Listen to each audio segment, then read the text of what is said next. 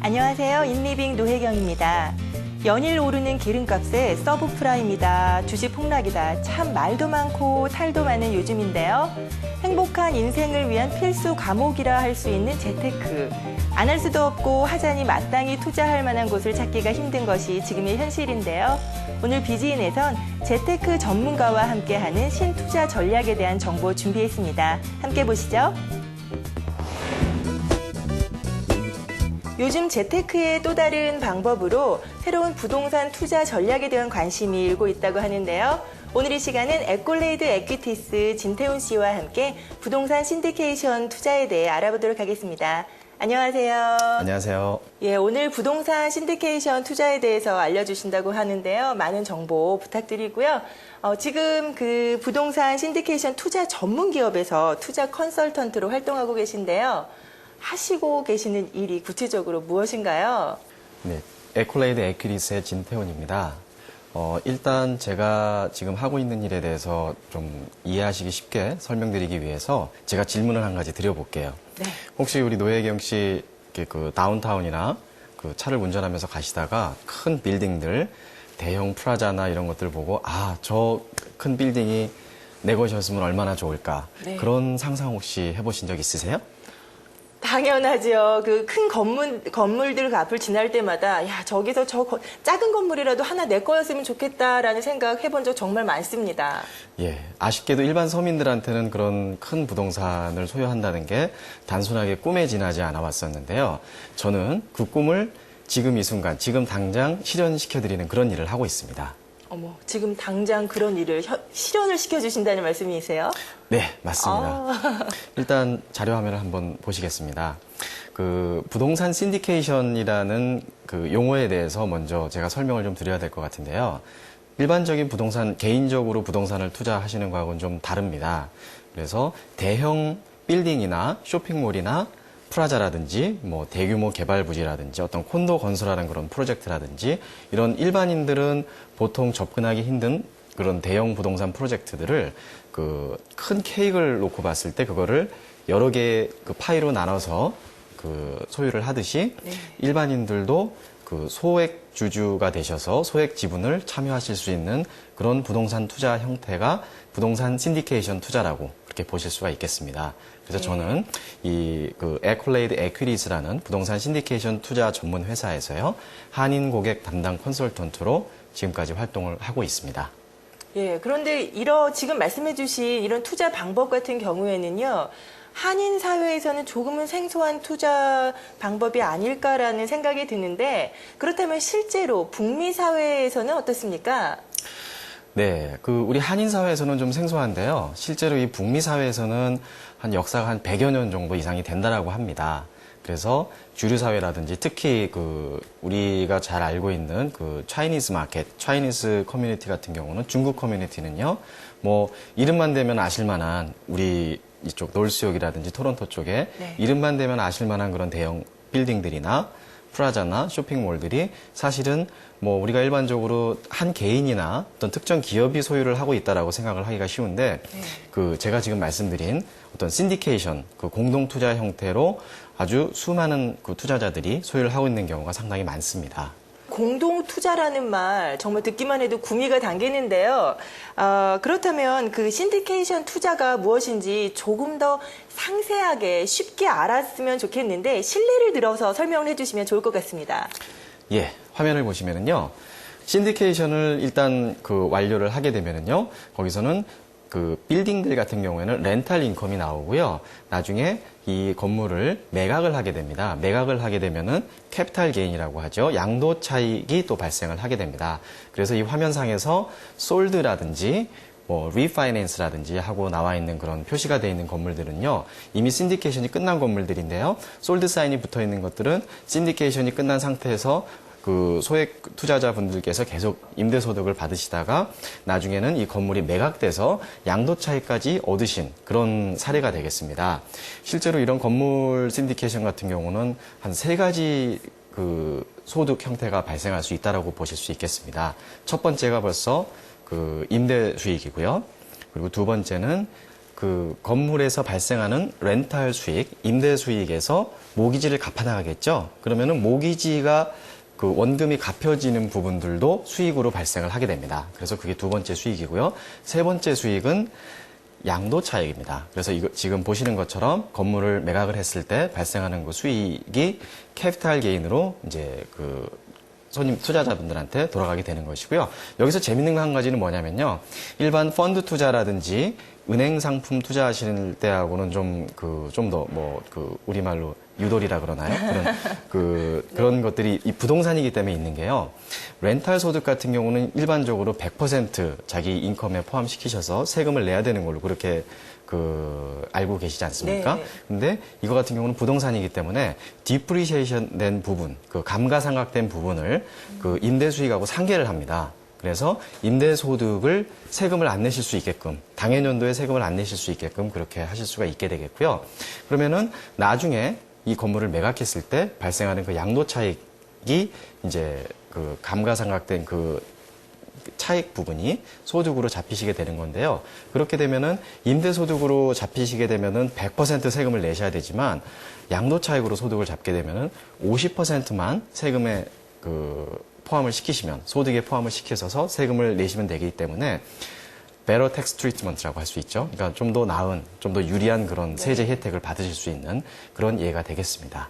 진태훈 씨께서 연재하고 있는 글을 읽은 적이 있어요. 이제 그런 글이나 그리고 광고 내용을 보면은요, 그 알버타주 쪽에 투자를 하고 계신 것 같아요. 그런데 네. 그 내용을 읽다가 생각을 한 건데, 우리가 지금 온타리오주 중에서도 토론토에 살고 있는데, 우리가 왜 그쪽에 투자를 해야만 되는지.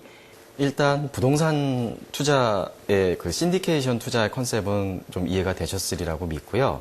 그러면은 그 다음 질문이 과연 그럼 어디에다 투자를 할 것인가가 남습니다. 네. 그래서 같은 부동산을 투자를 하시고 같은 부동산을 소유를 하실 때 전망이 가장 좋은 곳으로 투자를 하셔야지 보다 많은 수익을 기대를 하실 수가 있겠죠. 거기에 대한 답은 바로 알버타입니다. 화면을 잠깐 보시면은요. 알버타가 답인 이유가 바로 석유 때문에 그렇습니다. 뭐 일반적으로 많이들 알고 계실 텐데요. 지금 전 세계에서 석유 생산 1위 국가가 사우디아라비아입니다. 그래서 매장량은 한 2,600억 배럴 정도를 가지고 있고요.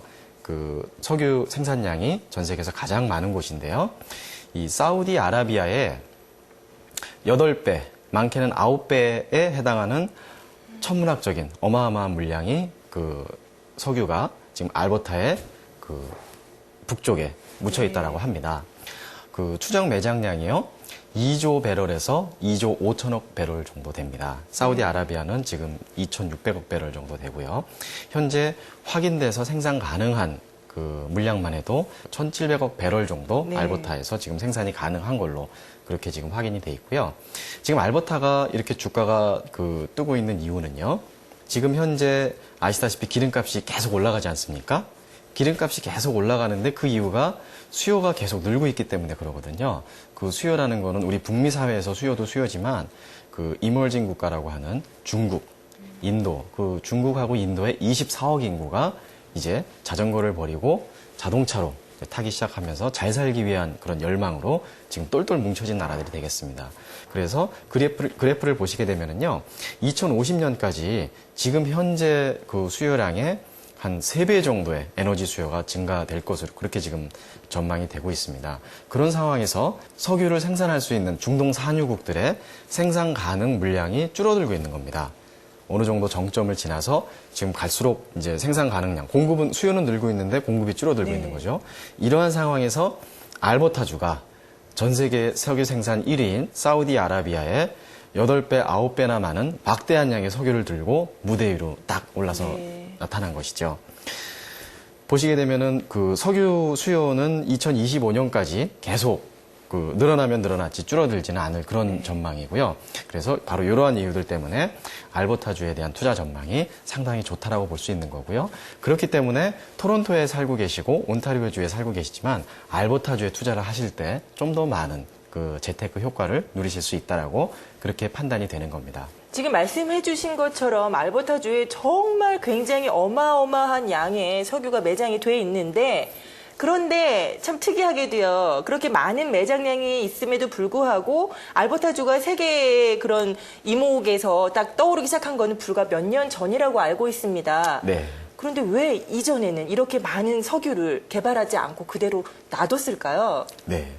사실은 이전에도 그 많은 그 스페큘레이터들이, 많은 투기꾼들이나 어떤 많은 그 에너지 기업들이 알버타의 석유를 그 개발을 하려고 많은 시도를 했었습니다. 그런데 그 기술력이 부족해서 그 알버타에 있는 석유는 지금 오일 샌드라 그래서요. 중동 지역처럼 이렇게 땅속에서 드릴 뚫고 시추를 해내는 그런 형태의 석유가 아니고 흙덩어리에 석유가 이렇게 같이 섞여 있는 그런 형태입니다. 그렇기 때문에 그 석유를 그 생산하기 위해서는 상당히 높은 기술력을 요구를 하겠죠. 그래서 예전에는 기술이 그 뒷받침되지 못했던 그런 시절에는 그거를 흙을 퍼다가 기계로 짜내는 그런 형태의 그런 생산을 시도를 했었는데요. 그렇기 때문에 채산성이 안 맞았다라는 겁니다. 그런데 최근에는 기술 개발이 많이 이루어졌고요. 그래프를 보시면은 그 좀 더 이해가 쉬우실 텐데요. 1990년대부터 2003년도까지만 해도요. 국제 유가가 원 배럴당 그 한 20불대에 머물렀었습니다. 그런데 지금 알버타 오일 샌드에서 원 배럴 하면은 참고로 159리터 정도가 들어간다고 합니다. 근데 알버타주에서 원 배럴의 석유를 생산해내는데 지금 현재 원가는 28불 정도 된다라고 지금 알려져 있습니다. 그래서 세계 국제 유가가 20불 정도였을 때는 그 채산성이 안 맞았다는 거죠. 그러니까 생산해내는 그 비용보다 국제유가가 싸기 때문에. 하지만 그래프를 보시면 아시겠지만 2003년도를 지나면서 미친 듯이 국제유가가 막 뛰기 시작을 했고요. 그래서 지금은 이 그래프상에는 100불까지 나와 있는데요. 120불까지 지금 껑충 뛰어 있는 그런 상황입니다. 바로 제가 앞서 설명드린 어떤 세계 석유 수요의 증가, 그리고 대체 에너지를 개발할 수 있는 어떤 그런 여력의 어떤 요원함, 뭐 그런 것들을 비롯해서 석유 공급량이 계속 줄어들고 있다는 거, 이런 것들 때문에 석유값이 2004년도부터 폭등을 하기 시작을 했던 거고요. 바로 그런 이유 때문에 알버타 오일 샌드가 관심을 갖게 된 거는 2003년도, 2004년도부터입니다. 국제유가가 배럴당 35불 정도를 가면은 채산성이 맞아 떨어지는 건데요. 국제유가가 배럴당 40불, 50불 이렇게 급등을 하기 시작을 하면서 전 세계의 에너지 컴퍼니들이, 에너지 기업들이 알버타로 몰려들기 시작한 시점이 되겠습니다. 그래서 지금은 알버타는 엄청난 지금 돈방석에 앉아있는 그런 모습이라고 생각을 하시면 되겠습니다. 하단에 회색 부분의 도시가 지금 알버타 오일 샌드가 묻혀있는 포트 맥머리입니다. 여기에 사시는 분들은 포트 맥머리를 포트 메이크머니라고 한다고 합니다. 그 정도로 지금 돈이 넘쳐나는 동네고요. 지금 이 그림에 나와 있는 그 지역을 보시게 되면 그 나라로 치면은 벨기에 크기 정도 되고요. 주로 따지면은 플로리다주나 뉴브런스윅 정도 되는 48,000 평방킬로미터의 방대한 면적입니다. 이런 면적에 그 사우디아라비아 8배 정도 해당되는 막대한 양의 오일이 묻혀 있는 거고요. 그래서 이 초록색으로 표시된 부분들이 한국 석유공사를 포함해서 임페리얼 오일이라든지 뭐 쉘이라든지 이런 전 세계 에너지 컴퍼니들이 정말 벌떼처럼 지금 달려들고 있는, 그래서 향후 한 2, 3년 이내에 지금까지 한 100조 원 정도가 투자가 이루어졌고요. 한 1,000억 불 정도가 투자가 이루어졌고, 향후 2, 3년 정도에 추가로 한 100조 원 이상의 천문학적인 상상을 초월하는 그런 막대한 양의 돈이 투자가 될 예정인데요. 지금 그 캐나다 알버타가 이렇게 관심을 갖고 전 세계 기업들이 그 막대한 양의 돈을 쏟아붓고 있는 이유가 바로 미국하고 가깝다라는 겁니다. 그래서 미국 같은 경우는 과거 9.12 사태를 겪고 그 과거 한 20년간 이라크 전쟁을 겪으면서 더 이상 군사력만으로는 이 안정적인 석유 공급을 할 수 없다라는 것을 이제 느끼게 됐고요. 더군다나 여기서 산유국들의 어떤 그 생산량이 줄어들고 있는 상황에서 캐나다가 짠 하고 등장을 한 겁니다. 네. 그래서 바로 옆에 이웃 나라, 친한 친구의 나라인 캐나다에 사우디아라비아보다도 훨씬 더 많은 석유가 묻혀 있다라는 이제 사실을 미국이 실감을 해서 다음 한 세기 정도는 캐나다를 에너지 공급원으로 정의를 하고 있습니다. 그래서 그림에서 보시는 것처럼 지금 점선돼 있는 부분들이 지금 실선으로 돼 있는 부분들은 지금 현재 놓여 있는 송유관이고요. 앞으로 점선 쳐진 부분들이 2030년까지 건설이 될 예정인 파이프라인 송유관이 되겠습니다. 그래서 이런 송유관으로 바로 운송을 할 수가 있기 때문에 사우디아라비아에서 석유가 건너오려면 유조선 타고 태평양을 건너야 되지 않습니까? 지정학적으로 유리하고 정치적으로도 상당히 안정돼 있다는 거죠. 중동 같은 경우는 지금 화약고고요. 정세적으로 불안하기 때문에 정치적으로 안정돼 있는 친구의 나라 캐나다가 지금 바로 옆에 있다는 게 최대 소비국인 미국이 지금 가지고 있는 그런 큰 장점으로 지금 정의를 하고 있는 거고요. 거기서 알버타가 가지고 있는 희소식은 끝나지 않습니다. 바로 중국하고 인도 말씀드렸듯이요. 중국 같은 경우는 1999년도부터 2007년도까지 그 7년, 8년 정도 기간 동안 석유 수입량이 자그마치 35배가 증가를 했습니다. 거기서 끝나지 않고 지금 현재 차량 보유 대수가 인구 30명당 한 대 정도 되는데요. 중국이 지금처럼 경제 개발을 계속 하면은요. 향후 몇 년 이내에 미국을 따라잡을 정도 수준으로 경제가 발전된다고 이렇게 전망을 하고 있습니다. 그렇게 돼서 과연 한국이나 미국처럼 한 가구당 차량 한 대씩만 보유를 하는 그런 시대가 온다 그러면 지금 전 세계인들이 쓰고 있는 석유를 중국에서 다 써도 모자라다고 할 정도로 그런 정도로 중국이 지금 석유의 블랙홀처럼 그렇게 인식이 되고 있고요. 그 뒤를 인도가 바짝 따라붙고 있는 겁니다. 그런데 그 지정학적인 면에서 보면은요, 캘거리 같은 경우에 지금 알버타주에서 한창 생산되고 있는 그 오일 샌드 개발 지역에서 상당히 떨어져 있다고 들었어요. 그런데 왜 하필이면 그곳과 멀리 떨어진 캘거리가 뜨고 있는 건가요? 네, 그 부분 설명드리겠습니다. 알버타에서 지금 석유를 생산하려고 하는 생산 계획은 현재는 하루에 오일샌드에서만 150만 배럴 정도가 생산이 되고 있습니다. 그런데 향후 2020년까지 500만 배럴 정도 이상으로 5배 이상으로 생산량을 늘릴 예정이고요. 전 세계에서 생산량을 이 정도로 늘릴 수 있는 그런 능력, 캐파를 가지고 있는 나라는 지금 캐나다밖에 없다라는 거고요. 근데 포트 맥머리부터 한 7시간 정도 떨어져 있는 그 캘거리라는 그 도시가 지금 왜 이렇게 곽강을 받는지를 제가 이제 이어서 설명을 드릴 텐데요. 지금 위에 사진이요. 1973년도에 오페크입니다. 석유 수출국 기구가 석유 금수 조치를 발표하는 모습이고요. 오일 쇼크죠. 제1차 오일 쇼크 때 모습이 되겠습니다. 1차 오일 쇼크부터 시작해서 1980년도까지 전 세계는 석유값의 폭등으로 인해서 엄청난 어려움을 겪었죠. 경제 공황기를 겪었습니다. 이때 돈방석에 앉은 나라들이 있습니다. 바로 중동의 산유국인데요. 그림에서 보시다시피요. 그러니까 말씀드렸다시피 석유 생산하는 비용은 얼마 안 되는데 석유 가격이 엄청나게 비싼 가격으로 거래되니까 완전히 이것처럼 남는 장사가 없겠죠. 그래서 어마어마한 천문학적인 부를 축적을 할 수가 있었던 계기가 되겠습니다. 그래서 잘 아시다시피 연결이 된 부분이 건설붐으로 연결이 됩니다. 그래서 중동의 전통적인 어떤 그런 도시들을 천문학적으로 쌓은 이 부를 활용을 해가지고 완전히 변신을 시켜버리는, 탈바꿈을 시켜버리는 그런 건설붐으로 연결이 되고요. 잘 아시다시피 우리 박정희 대통령 시대 때 경제개발 5개년 계획 하던 그런 시절이 있었지 않습니까? 그래서 경부 고속도로 놓고 이렇게 하면서 어떤 우리나라의 건설 회사들이 노하우를 축적했던 그런 시기였었고요.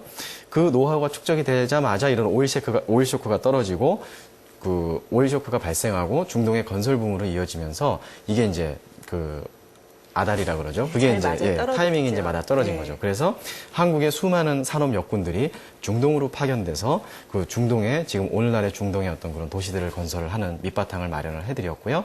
그리고 이제 엄청나게 많은 오일머니를 한국으로 송금을 하셔가지고 우리나라 한강의 기적, 아시아의 기적 그걸 일으키는 그런 계기가 되기도 했었는데요.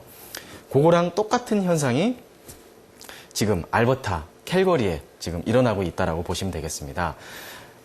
아주 완벽한 도미노 현상이 일어나고 있는 건데요. 정부가 돈을 많이 벌지 않습니까? 오일 가격이 급등해서요. 정부가 돈을 많이 벌면은 그 다음에는 세금을 거둘 필요가 없게 되는 거겠죠. 그래서 잘 아시다시피 알버타에는 PST도 없고요. 인컴택스도 소득세도 캐나다에서 가장 낮은 수준입니다. 그래서 법인세도 가장 낮고요. 근데 법인세가 낮다는 얘기는 큰 기업들한테는 법인세 1% 차이가 1년에 몇백만 불, 몇천만 불이 왔다 갔다 하는 어마어마한 돈이기 때문에 본사를 캘거리로 다 지금 옮기고 있는 겁니다. 그래서 밴쿠버나 토론토에 비하면 한 5배 정도 많은 그 숫자의 헤드 오피스들이 캘거리에 지금 소재를 하고 있고요. 그 회사들이 이제 돈을 많이 벌기 때문에 새로운 본사 건물을 짓고 이제 빌딩들을 짓고 이제 그 새로운 인력들을 계속 채용을 하고 있는 그런 상황이 연출이 되고 있는 거고요. 그런다라고 봤을 때 그 정부에서 이제 돈이 많으니까 세금을 안 걷고 그러다 보니까 기업들이 몰리고 그러다 보니까 건물들이 생겨나고요. 그러다 보니까 일할 사람들이 또 필요하게 되잖아요. 그래서 일할 사람들이 몰리게 된다라는 거죠. 그렇게 되면은 그 사람들이 이제 주거를 해야 될 주거 공간이 필요한 거죠. 그러다 보면은 도시가 이렇게 팽창을 하는 겁니다. 토론토도 예전에 GTA가 전부 다 논밭이었듯이 캘거리도 지금은 캘거리 시리만 달랑 있고 주변은 다 논밭인 그런 상황인데요. 캘거리시 같은 경우 지금 하루에 인구만 한 60명 정도씩 인구가 유입이 된다라고 합니다. 그래서 1년이면은 웬만한 도시 하나를 건설해야 될 정도로 2만 5천 명씩 그렇게 인구가 늘어나고 있는 상황인데요. 그 상황에서 2007년 한 해만 보시면은요, 그 6만 명이 증가를 했습니다. 그래서 이 속도로 증가를 한다 그러면 2020년 정도, 2020년이나 2020년대 중반 정도 가면은 지금 현재 인구의 2배 정도가 될 그런 전망이라고 합니다. 인구가 2배가 되면 도시도 2배가 된다고 볼 수 있죠. 그래서 캐나다는요, 그 G8 국가들 중에서 가장 앞선 그런 경제 성장률을 보이고 있는 나라고요. 그 중에서도 캐나다에 있는 여러 개의 주 중에서도 알버타 주가 가장 그 앞서가고 있는 그런 주입니다. 알버타 주에서도 또 캘거리가 알버타 주에서 경제 1번지, 오일 수도 역할을 하고 있는 겁니다. 그렇기 때문에 온타리오에 사시는 분들도 캘거리 쪽에 투자를 하시는 게 상당히 전망이 좋다라는 그런 말씀을 드릴 수가 있겠습니다. 지금 그 연두색 동그라미 쳐진 부분에 그 숫자들이 보이시죠? 한 70몇 개 되는 지점들인데요. 이게 캘거리 다운타운 내에 그 상업용 빌딩들이 앞으로 지금 수년 내에 올라갈 그런 그 모습들입니다. 캘거리 그 경제개발청 그리고 캘거리 뭐 시장님을 비롯해서 그 캘거리 쪽에 계신 분들이 저명 인사분들이 지금 하시는 얘기가 전 세계에서 지금 캘거리처럼 그 건설 부음을 일으키고 있는 그런 도시는 딱 3가지다. 3개의 도시다라는 말씀들을 하시거든요. 첫 번째가 캘거리고요. 네. 나머지 2개의 도시 어딘지 아세요? 글쎄요. 어딘가요? 상하이하고 두바이입니다. 아, 예, 상하이하고 맞습니다. 두바이. 네.